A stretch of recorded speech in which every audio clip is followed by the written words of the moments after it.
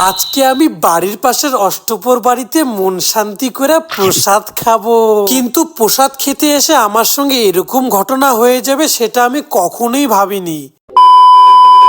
অষ্টপর বাড়িতে এসে আর দেরি না করে চলে গেলাম প্রসাদ খেতে। প্রসাদ খাওয়ার জন্য বসতেই পাতে পড়ে গেল সাদা প্রসাদ আর ডাল, যেটা মেখেই আমি প্রসাদ খাওয়া শুরু করে দিলাম। তারপরে চলে আসলো বাঁধাকপির প্রসাদ। সাদা প্রসাদের সঙ্গে বাঁধাকপির প্রসাদ মিক্স করে এটাও মুখে সেটিয়ে দিলাম। তারপরে চলে আসলো আলু মটর ফুলকপির প্রসাদ। এই ফুলকপির প্রসাদটা দিয়েও আমি জমিয়ে খেলাম। আর আমার মতো তোমাদের কার কার এই আলু মটর ফুলকপির প্রসাদ পছন্দের কমেন্টে জানিও। প্রসাদ গুলো এত সুস্বাদু হয়েছে যে আমি আবার প্রসাদ রিপিটে নিলাম। প্রসাদ খাওয়া শেষে বাড়ি যাওয়ার সময় দেখা হয়ে গেল ওই ছোট ছোট সাবস্ক্রাইবারের সঙ্গে। তাহলে তোমরা সবাই করে দাও সাবস্ক্রাইব। আমি এই ছোট ছোট সাবস্ক্রাইবারের সঙ্গে ফটোশুট করি। Bye bye.